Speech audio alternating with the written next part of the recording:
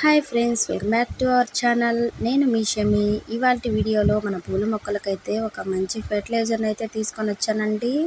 మన పూల మొక్కలు అనేది చాలా బలహీనంగా తయారైపోయి పువ్వులు అనేది రావన్నమాట.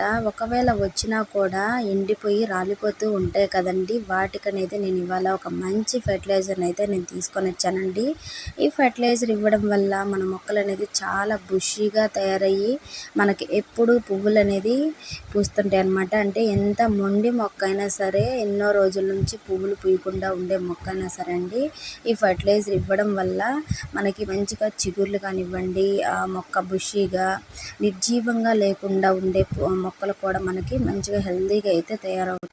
మీలో ఎవరైనా నా ఛానల్ కొత్తగా చూస్తున్న వాళ్ళైతే ప్లీజ్ సబ్స్క్రైబ్ చేయండి, లైక్ అండ్ షేర్ చేయండి. అలాగే వీడియో మొత్తం కూడా స్కిప్ చేయకుండా చూడండి. నేను చెప్పే ఇన్ఫర్మేషన్ అనేది మిస్ అవ్వకుండా ఉంటారు. ఇప్పుడు మనకి తరచూ వర్షాలు అయితే పడుతూ ఉన్నాయి కదండి. ఆ వర్షాలకి మొక్కల్లో ఉండే సారం అంతా కూడా పోతుంది కదా. అలాంటప్పుడు మనం మొక్కలకు అనేది మంచి బలాన్ని, న్యూట్రిషన్ అనేది అందిస్తూ ఉండాలండి. అలా ఇస్తేనే మన మొక్కలు అనేది చాలా హెల్తీగా బుషీగా వచ్చి మనకి పువ్వులు, మొగ్గలు కానివ్వండి బాగా పూస్తాయి అన్నమాట. మనం ఈ వర్షాల్లో కొంచెం కొన్ని చిన్న టిప్స్ అనేది పాటిస్తూ ఉండాలన్నమాట. లేదంటే మొక్కలు అయితే చనిపోయే అవకాశం అయితే ఉంటుందండి. మనం ఎంత కేరింగ్ తీసుకున్నా కూడా వర్షాలకు అనేది వాటర్ అనేది నిలబడిపోయి చాలా తేమగా ఉండిపోయి మొక్కలు అనేది ఫంగస్ అటాక్ అయిపోయి చనిపోతూ ఉంటాయి. అలా కాకుండా మీరు ఎప్పటికప్పుడు వర్షాలకి ఆ కుండీలు అనేది చెక్ చేసుకుంటూ ఉండండి. చెక్ చేసుకొని డ్రైనేజ్ హోల్ అనేది లూజ్ చేశారంటే వాటర్ అంతా కూడా దిగిపోతుంది అన్నమాట. లేదంటే కొన్ని కుండీలు ఏంటంటే బాగా ఎక్కువ తడి శాతం ఎక్కువ ఉండిపోయి మొక్కలు అనేది ఫంగస్ బారిన పడి చనిపోయే అవకాశం అయితే ఉంటాయి. ఇప్పుడు మనం ఫెర్టిలైజర్ అయితే చూద్దామండి ఎలా ప్రిపేర్ చేసుకోవాలో. మనం మంచిగా మొక్కలకి చాలా హెల్తీ ఫెర్టిలైజర్ ఇవ్వాలి అంటే చూసారు కదండి, నేనైతే ఒక బంగాళాదుంపను అయితే తీసుకున్నాను. ఈ బంగాళాదుంపలో ఎంత మంచి న్యూట్రిషన్ ఉంటాయో మీకు తెలుసు కదా. మంచి పోషకాలు అనేది ఉంటాయండి మన మొక్కకి. పువ్వులు పూయడానికి కానివ్వండి, మొక్క చాలా హెల్తీగా రావడానికి కానివ్వండి. ఇదైతే నేను ఒకటే తీసుకున్నానండి. ఒకటి తీసుకొని ఇలా మిక్సీకి అయితే బాగా మెత్తగా పేస్ట్ లాగా అయితే చేశానండి. ఇది ఎలా తీసుకోవాలి, ఎలా వాడాలి, మనం ఎంత వాటర్లో డైల్యూట్ చేసుకోవాలి అనేది కూడా చూద్దాము. చూసారు కదా, ఇది ఒకటైతే తీసుకున్నాను. మీకు ఎన్ని మొక్కలు అయితే ఉంటాయో అన్ని బంగాళాదుంపలు అనేది తీసుకోండి. నేనైతే ఒకటి తీసుకున్నాను. మనం ఈ లిక్విడ్ అనేది మొక్కలకు ఎక్కువ శాతం ఇవ్వాల్సిన అవసరమే లేదండి. ఓన్లీ ఒక టీ గ్లాస్ అయితే సరిపోతుందన్నమాట.